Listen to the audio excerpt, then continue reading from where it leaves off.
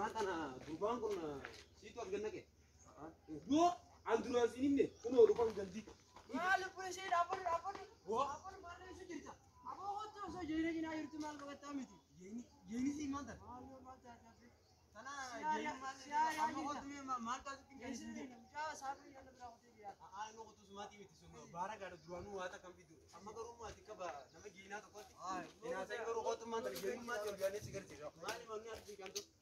Maali onni as biqiltu? Ajaa kana keessa biqilaa baro biqilaa meerkuuriidha. Ajaa kana keessa biqilaa. Ajaa itti kubbaanu ijaateti meerkuuriidha tajaajila. Amma akkuma taate isiniif laallemnee gogorree beekta. Meerkuurii taatee duruu jiru maal olchi meetanii. Jireenya olchiin amma osuma yaa jirru gogorree bara karaa hin deeme garaa yaa guddinne hin.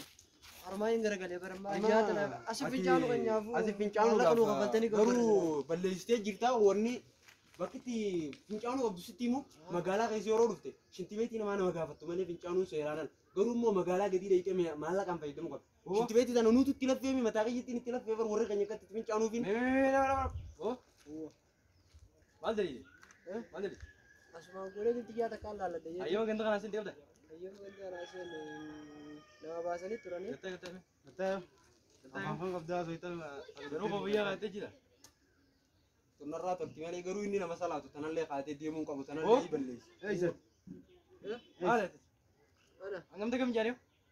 Dila boo chingadoo kiizonti waan reero karaara. Reero yaalalla daa maallaqa jijjiirettanii bara kaniin anichitti gannaqee waan gata kana raaftee jirti. Iddoo asii taasa.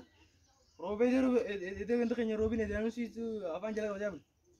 Barichi gannaqeetiin dhufe waan roobni gubbaarraa dhufe xiqqishochi gannaqeetiin dhufe maallaqa jijjiirettanii miti xiqqishoo haaqi jedhaa. Saafaan guutuu akka nolata gana. As kan kee teessanii mana kan deemaa. Amma nama isaafee ni deema. Hanga fincaanteen isaa baqa baldaa bara. Fi guddif taate Amma deemuun dandeewu. ati roobee iddoo soo dhageenye akka fincaan asitti qabu waa qabu. Barri maallaqa chittiin isin buusee dhufe dooraala guutuu. Haram deemtu ammaan tanaati.